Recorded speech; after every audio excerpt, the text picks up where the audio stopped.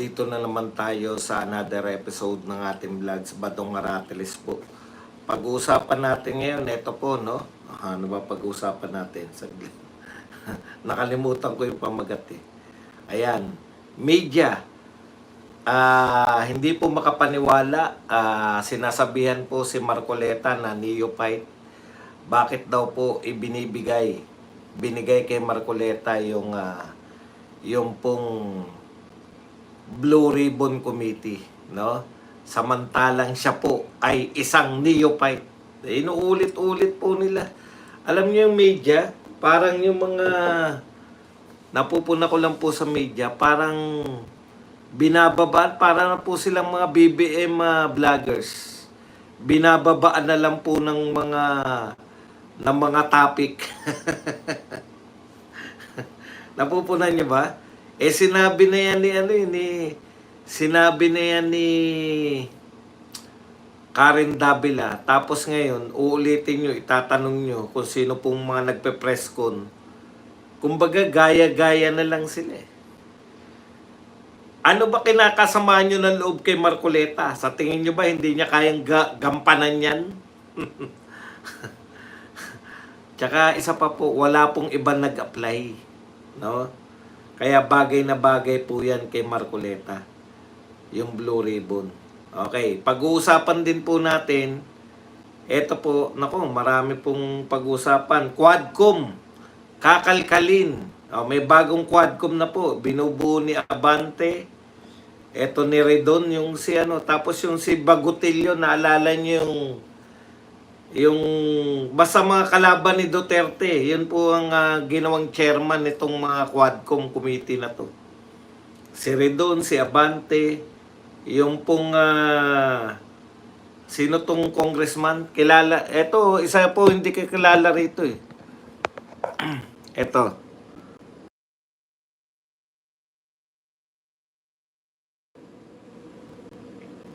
Yan ang hindi ko kilala, no? Yung katabi na yan ni Abante. Ito po.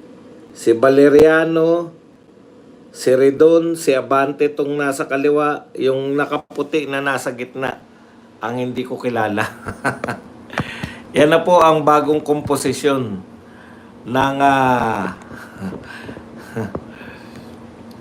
ng ating Quadcom. Alam niyo na naman, no? Imbestigahan nila yung kakalkalin, yung ugnayan di umano ng missing sabungeros at tsaka ng war on drugs. Grabe, no? O yung kamukha ni Mike Abe, Valeriano Kit Flores. Kit Flores ba yun? Okay. Yan po ang bagong bumubuo ng Quadcom. Yan pong pag-uusapan natin, pero bago yan, kung bago ka pa lang dito sa ating channel, mag-subscribe ka na.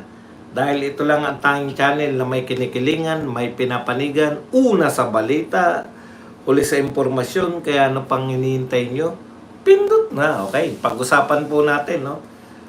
Kung ano na po yung mauna-una rito sa ating kodigo. May kodigo po tayong ginawa eh. Unahin na po natin itong mga pamilyang Aquino. Ito mga nagpasimula ng mga utak dilawan. Hindi pa rin po sila tapos kahit tigok na po ang mag-inang Cory at tigok na yung mag-inang Cory at saka Noy Noy. Ito po, may umiepal na naman na bagong Aquino. Apo na po ito. Si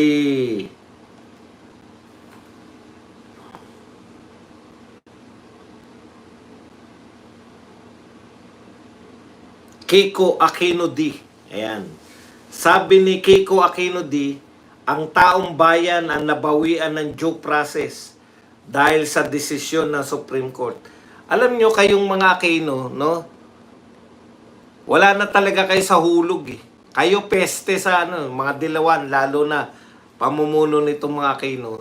Nabigyan naman kayo ng pagkakataon 2 beses na nga. 2 na pong Aquino ang naging presidente, no? Wala pa rin. Wala naman nangyari nung presidente si Cory. Wala rin nangyari nung panahon ni Pinoy. No? Tapos, hindi pa po kayo nasatisfy hanggang ngayon, nakikialam pa kayo.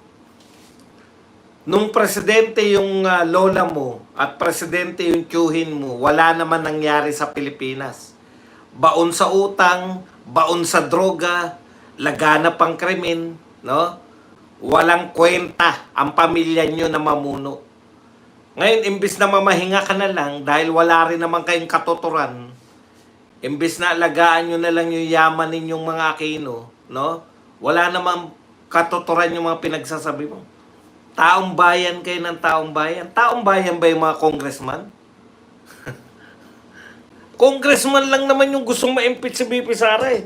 Tsaka kayong mga dilawan eh.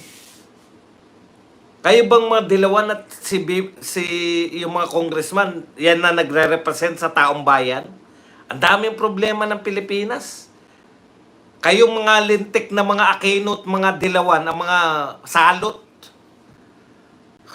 wala na kayong ginawa kundi manggulo. Alam nyo, yan yung problema kay BBM eh. Ha? Yang mga salot na yan, tinanggalan na ni Pangulong Duterte. Kumbaga, nilibing na ni Pangulong Duterte yung mga political career ng mga dilawan yan. Kita nyo, panay kasalutan. 3 lang sila sa Senado. Kita mo makapansalot kung lait-laitin yung Supreme Court. Mas magaling pa kayo. Kayong 3 itlog, mas magaling pa kayo. Porkit nauto nyo yung dating Senate President na taga One Ball University. Inuuto nyo yung buong tao, buong mamamayang Pilipino. Dapat sumunod sa Supreme Court, hindi kayo ang masusunod. Tapos 4 lang sila dyan sa Congress, sa HOR. Pero ang ingay-ingay. Paano kakampi nila yung media? Araw-araw si Laila de Lima, araw-araw si Kiko, araw-araw si Bam.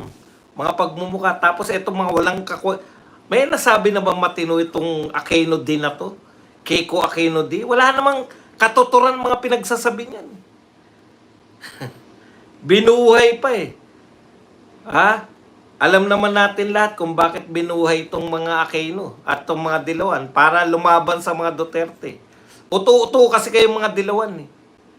Akala nyo ginagamit nyo si Marcos laban sa Duterte. Kayo ginagamit ni Marcos laban sa mga Duterte. Mga uto-uto. Wala kayong katuturan. Punta na tayo rito. Naalala nyo po yung Kabagan Santa Maria Bridge na may nagiba po, no? Ito yung ang tagal ginawa, bilyon ang inabot ng pondo, tapos binuksan sa panahon ni BBM, bumagsak agad. Ngayon naghanap ng masisisi. Meron na pong sinampahan ng kaso. Sasampahan ng reklamo ngayong linggong to. Hay, salamat. Sa wakas may masasampahan. Badong, ano ba yan? Sino ba yung masasampahan? Congressman ba yan? Hindi po. Malamang contractor yan. Contractor ba yan? Yung mga kumita ba yan? Yan sasampahan ng reklamo dyan sa pagbagsak ng Kabagan Santa Maria Bridge? Hindi rin po. Sino po sasampahan ng reklamo? Yung driver. Yung driver ng truck na tumulay. Ng tinapay naman, oo. Imaginein po ninyo, driver ng truck, yung irereklamo. Wala kayong pakialam sa... Ibang klase po talaga rito eh. Wala tayong magagawa. Hanggang drive. Kasi kung hindi naman, sa bagay may katwiran din naman. Kung hindi kayo dumaan dun, babagsak ba yun? Driver po ng truck ang irereklamo ngayong linggo. Abangan po natin yung nakakatawa po talaga. Ako nga tawa ako ng tawa eh. Ang dami pong pwedeng singilin. Pwede yung mga politiko, congressman, mayor, governor, DPWH. Di ba? Mga contractor. Putyan, sinampahan yung gumamit ng tulay. Ibang klase talaga. Maiinis ka. Maiinis ka na lang eh. Pinagmalaki pa ng sekretary ng DPWH eh. Ang lupit mo ba eh. O, eto po. Kasi panay-tweet tayo ngayon. Hontiveros, bukas na maging susunod na Pangulo ng Pilipinas. Ang lakas ng pangarap mo, Hontiveros ah. Static ba? Pangit ba? Pangit ba yung boses? Teka, pakinggan nga natin. Sayang naman yung ano natin kung ano.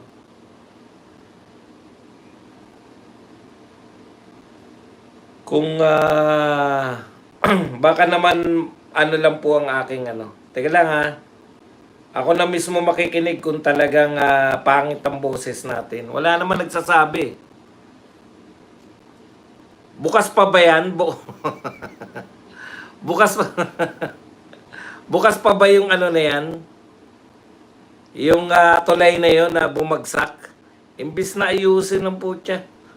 Sinisi pa yung ano eh. O bakit wala ako sa live? Kaya pala hindi ako nakikita ng mga tao. Pwede raw po at magkakaroon daw po ng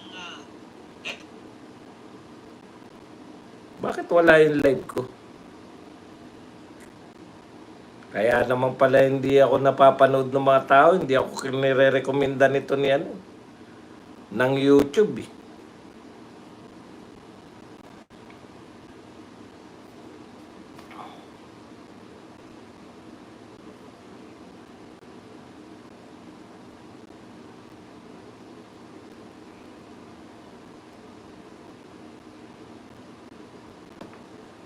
Wala ako ah.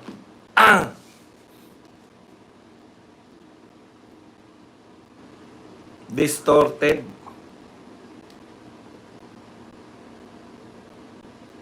Ano po ang ginawang chairman itong mga Quadcom committee na to?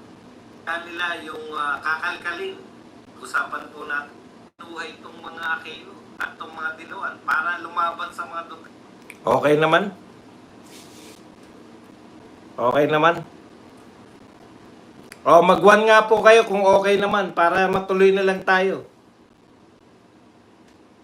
Ako na may-ari, hindi ko pa makita sa hindi ko pa makita sa cellphone ko eh. Okay. Maraming salamat po. Tuloy na po natin. 1 naman na marami.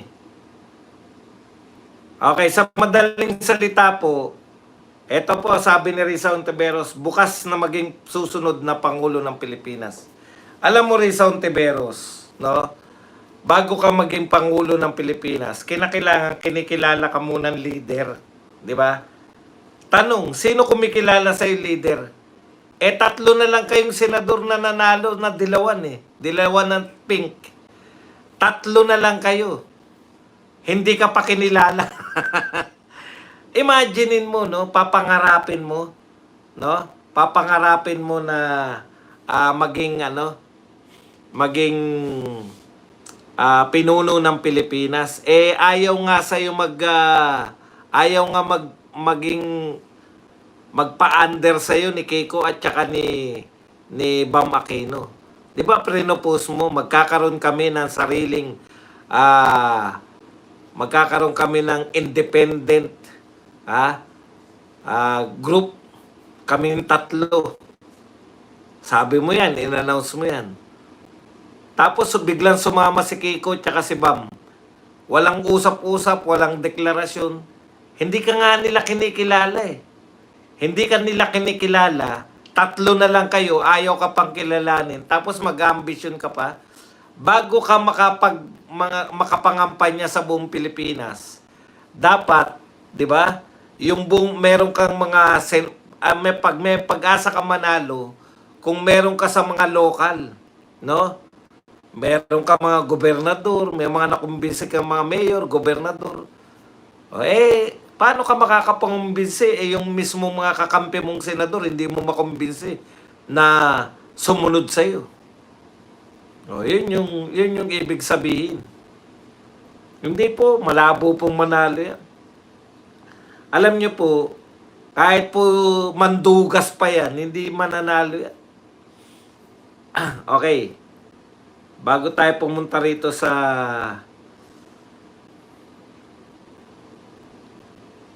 mga main topic natin. Ano ba main topic natin? Ito.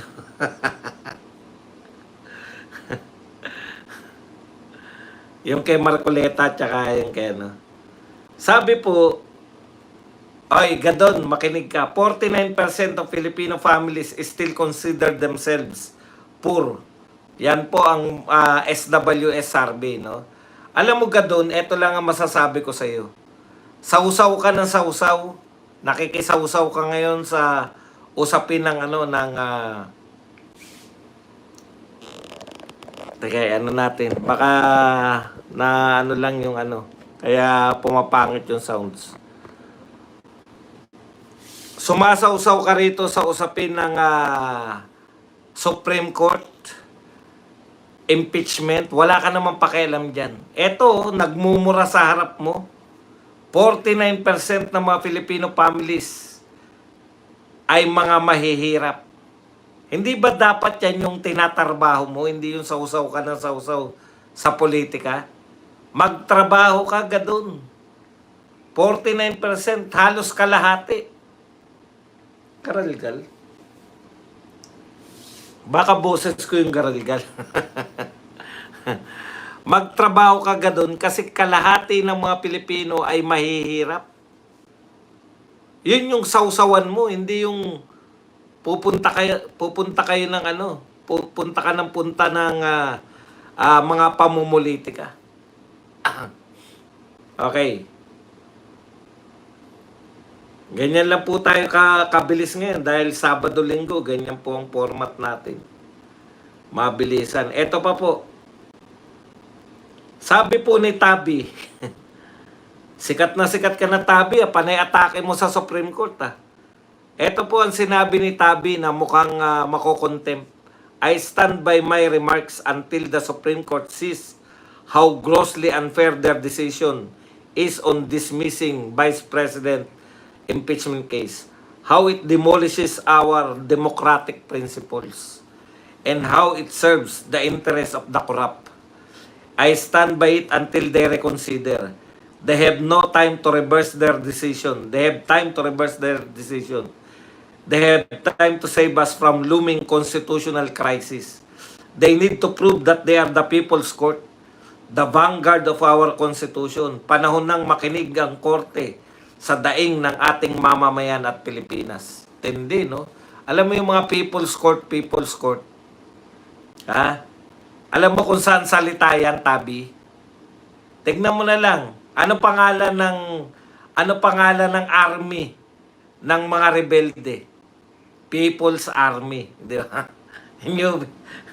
Ngayon, People's Court. Dapat daw yung Korte Suprema umakto. Ayon kay Tabi, umakto sila na People's Court. Alam nyo, tigil-tigilan nyo kami sa kape People's. People's Army, remember? New. Di ba? People's Army. Ito naman, People's Court. People's. Yung mga salitang may people's, alam nyo na kung kanino nagmumula yan. Yan yung problema sa inyong mga dilawan, mga aktivista, no? Pati sa itsura mo, Tabi. Yung itsura mo na napakasagwa, binabagayan dapat ng ugali yan, binabaitan mo na lang. Napakatapang mo naman sa mga corruption. Tanong, eto okay lang yan eh. Kung ikaw, consistent ka sa sinasabi mong corruption. Ang laki ng corruption, no? Binanggit ni Toby Chanco, kapwa mo congressman, na mayroong portal dyan na lumalapit kayong mga congressman para manghingi ng pondo. Corruption niya. Binabanggit ni Toby Chanco na may 777. Wala kang dehin boki kika. sa mga tunay na corruption katulad ng flood control project, insertion sa budget, bilyon-bilyon ang pinag-uusapan. Hindi ka kumikibo. Bakit napakainit mo pagdating kay BP Sara? Inaaway mo pa yung Supreme Court. No? Alam ko nga, ikaw pa, di ba ikaw yung sponsor? Sponsor ka ng ng isa sa, yung nauna. Ikaw yung nanguna, di ba? O, kita mo nga, hindi ka nga kinilala ng mga kapwa mo congressman. Dahil kung matino yung pinasa mo nung una, di dapat yan na lang yung pinirmahan nila. Supreme Court pa ang dapat na mag-prove sa'yo na sila ay para sa tao. Utot mo. Ikaw ang i-prove mo na yung tabingi mong ulo. I-prove mo sa amin na talaga naglilingkod kayo bilang mga congressman. Una, mas marunong pa kayo. Tama, mas marunong pa kayo sa Supreme Court. Ikalawa, nagpasya na Supreme Court. Ano pag ba gusto mo? So, sumusunod ka sa amo mo na sasampahan nyo ng yung Supreme Court, sasampahan ninyo ng impeachment. Tapos, Supreme Court pa sisisihin nyo kung bakit magkakaroon ng crisis. Wala kayong magagawa kung diniklara na ng Senado na susunod sila sa Supreme Court. Okay, punta na po tayo rito kay Takan-taka po talaga ako rito sa mga press people natin, no? Sa mga media. Nawala. Bakit nawala yung kay pinangunahan niya ni Karen Davila yung salita. Pati salita, isa lang. Thank you very much muna kay Isabelita De Castro na nagbigay sa atin ng $4. Alam po ninyo, nakakahiya tong ating mga media. Nagkokopyahan lang naman. Okay lang sana kung kino-question nyo. Kino-question ni yung pagiging neophyte. Bagito. Tapos yung ibang media, yun din ang salita. Neophyte din at bagito. Dapat iniba-iba nyo naman. Kino-question nyo naman si Marcoleta na kung bakit hindi siya bagay.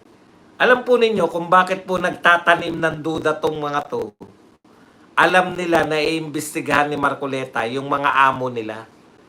Yan yung problema pag ang media natin nangangamuhan. Hindi umaamin na hindi bias yung mga yan. Ayun po, baka napagkakalan yung static. Boses ko po yun, yung pag may bumabara. Okay. Sa madaling salita, ka-question ninyo yung kakayahan ni Marcoleta. Hindi ba kayo nanood nung hearing nung ABS-CBN? Thank you very much kay Ferdinand Manuel. Welcome to regular membership. Hindi ba kayo nakinig? Noong single-handedly ay nagawa ni Marcoleta na mapapayag o yung kanyang mga kapwa congressman para wag bigyan ng prangkisa yung ABS-CBN. Si Marcoleta, ang pangunahing nag-imbestiga dun. No? Si Marcoleta po, ang pangunahing nagbunyag ng mga katiwalian sa loob ng ABS-CBN. Kaya hindi na sila nararapat bigyan ng prangkisa. At dahil sa mahusay na argumento ni Marcoleta, hindi nga po nabigyan ng prangkisa yung ABS-CBN. Tapos sasabihin nyo, neophyte. Bagitong senador, pero hindi ibig sabihin na bagitong mambabatas. Matagal na po siyang congressman. Litigator. Aktibo po siya, magaling na abogado. Kaya po ninyo kino-question yan dahil hindi pa po nagsisimulang imbestigahan yung mga amo ninyong mga media. Inuunahan nyo na. si Marcoleta, pinasasamahan yung pilit. Wala naman kayong mabanggit na kapalpakan ni Marcoleta. Di ba? Gusto nyo siraan si Marcoleta, wala naman kayong maipansira. Yun yung problema nyo. Oh. Siyempre, natural si Karen Davila galit kay Marcoleta dahil sa sinapit ng ABS-CBN. Kayong ibang media, nakikigalit lang kayo o nangungopia lang kayo o pare-pareho kayong magkano. Yun yung problema nyo eh. Yun doon kayo sa tanong na magkano. O ngayon, ang unang imbestiga ni Marcoleta, flood control project. Hindi ba nakakatuwa yan? Na may totoo po. Wala akong mic eh. Isang round lang po. One lang nga po kayo kung talagang okay naman o pagsira, magtulang po kayo. Okay. Sa madaling salita, mga kapatid, no, takot na takot sila sa kahusayan ni Marcoleta, ma-expose yung mga amo nila. Para saan pa? Ayan yung problema, kayong mga taga-media, hindi na kayo pinaniniwalaan ng tao. Kaya walang silbi yung pagtatanggol nyo sa mga amo nyo. Hindi nyo nga mapataas yung mga rating, di ba? Kaya ang binayaran... Bura-bura, walang binayaran. Kaya umasa na lang yung mga amo ninyo, no? Umasa na lang yung mga amo ninyo sa mga pasarvey. Kita nyo naman sa survey. Mga survey po ng mga walang katuturang survey. Katulad ng Octa Arts at kung ano-ano pa. Sa survey, ang taas ni Bongbong Marcos, ang taas ni Martin, pangatlo lang si BP Sara. Imagine niyo pero sa tunay na buhay.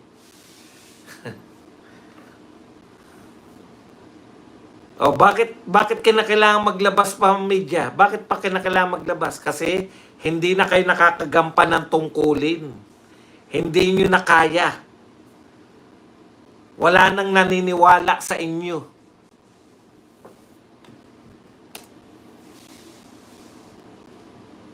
Tuloy na natin. Konti lang naman pala.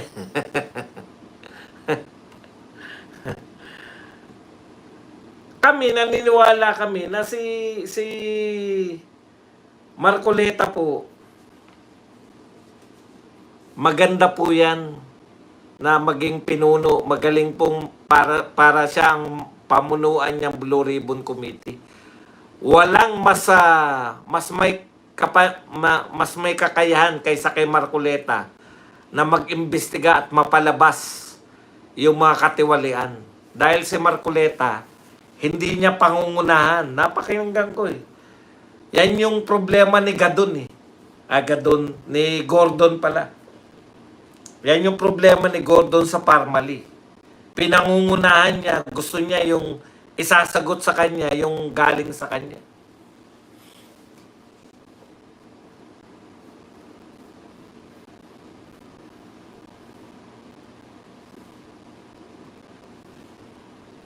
Tsaka live naman niya, mapapanood nyo naman. Pwede nyo punahin ng punahin kung sa tingin nyo mali. Pero yun po yun, no? Actually, natatakot lang po sila. Takot lang yung mga yan kay Marcoleta. Huwag na tayong magbulhan. Okay. Punta na po tayo rito sa panibagong Quadcom. Di ko kasi kilala tong isa. Okay, ang sabi po rito, sa balita ng Abante, teka lang ha, tignan ko lang yung, gusto ko lang kilalanin tong isa eh. Abante, Quadcom.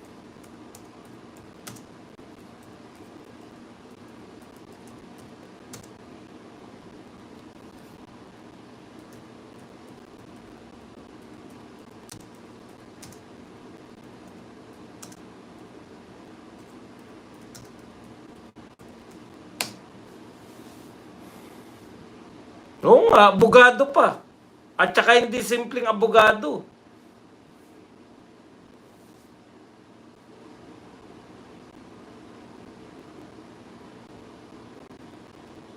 Ito po yung balita na yan, no? Sa Quadcom na kita nyo po ito na naman yung HOR. Imbis po na tumalima sa sinasabi ni Pangulong Marcos na imbestigahan. Pinapangulo ko na si Marcos Thank you very much ka Lance Lienz. Si Lance Lienz na nagpauga ng 25 pesos. Yan. Gawin na nating moderator to si Lance Lienz. Okay.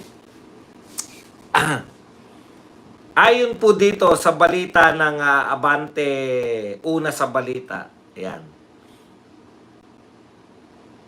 Planong kalkalin ng magbabalik na Quad Committee ng Kamara ang posibleng koneksyon ng mga nawawalan sa bungero at war on drugs ni dating Pangulong Rodrigo Duterte. Ayon kay Bicol Saro Representative Terry Redon, nais nilang imbestigahan kung totoo ang ulat na parehong ang mga pumaslang sa missing sa bungeros at sa mga biktima ng umano ng drug war. Ayan po.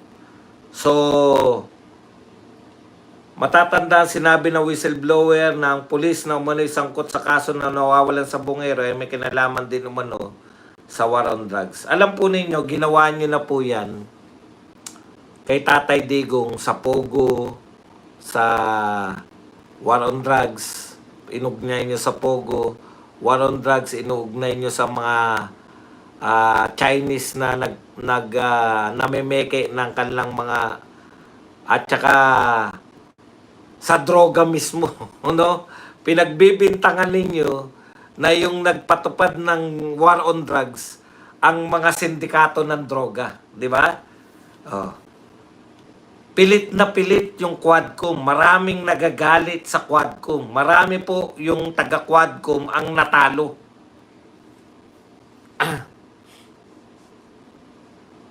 No? Natalo po sila dahil galit po. Maski yan sa Abante, talo yan isa pa natalo si pinaupo lang ng Comelec kahit talo. Pero talo yan. Isa pa pong natalo yung si Mr. Google Dan Fernandez. Talo din. Si Paduano ba natalo? Marami pong personalidad dyan yung natalo. Dahil ayaw po ng mga Pilipino yung mga ginawa ninyo. Rogelio Estoya, thank you very much. Sa 2 euros na pangkape. Rogelio Estoya Banal. Yan. Tapos ngayon, uulitin nyo na naman, no? Bagong Quadcom, bago composition, same pa rin, no? Ano po ba? Bakit po ba? Hindi pa po ba kayo masaya? Yung Quadcom po nung unang Quadcom, okay lang, naunawaan ko Yung purpose pala nun, para makulong si Tatay Digong. Kasi nung una talagang hindi ko rin mapaniwalaan Di ba? Yung war on drugs, iugnay nyo sa Pogo, iugnay niya kung saan-saan. No? Ngayon, ang purpose nun, mapakulong pala si Tatay Digong. Yun na nga yung naganap, diba? Nakakulong na ngayon. Ngayon, dahil wala kayong ebidensya, malamang, wala kayong matatag na ebidensya, kaya nga hanggang sa nakakulong na si Tatay Digong, naghanap pa kayo ng mga witness eto na naman. Dahil totoo namang may mga nawawalan sa bungero, wag nating ilihim yan.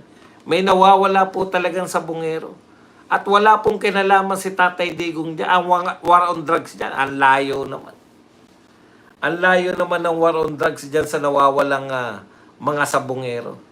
Pero ngayon, napagtatanto ko na kung wala talaga kayong matatag na ebidensya sa war on drugs, iugnay nyo na lang to kasi dedo rin naman Na-dedo rin naman to mga sabungero Yan yung problema ninyo.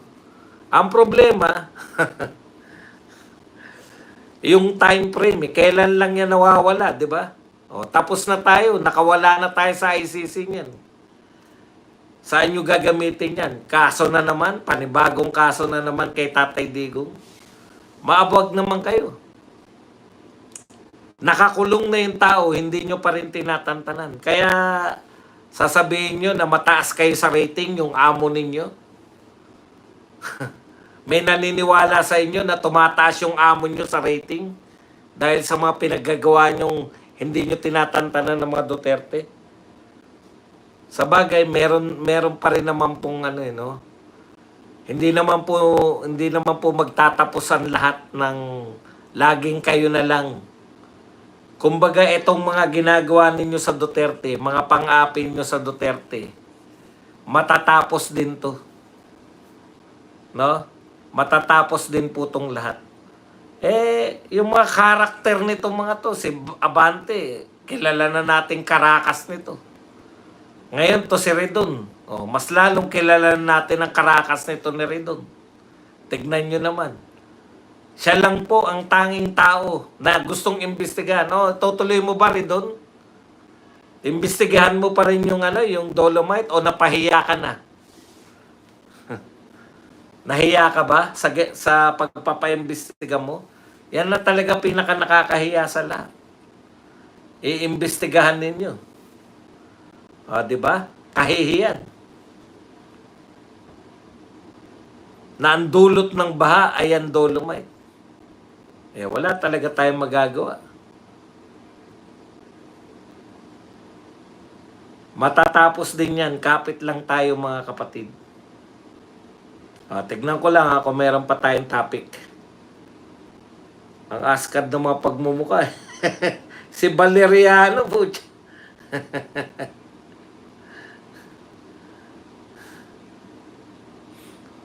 Okay, bakit daw hindi binanggit sa SONA ang online gambling? Alam nyo na. Hanggang ngayon po, pinangangatwiranan po nila na online gambling. Maghunos dili daw kayo. Bakit po sa Pogo hindi kayo naghunos dili? Di ba? Pinasama nyo na pinasama yung Pogo. Yung pala, gusto nyo lang ipasok tong online gaming.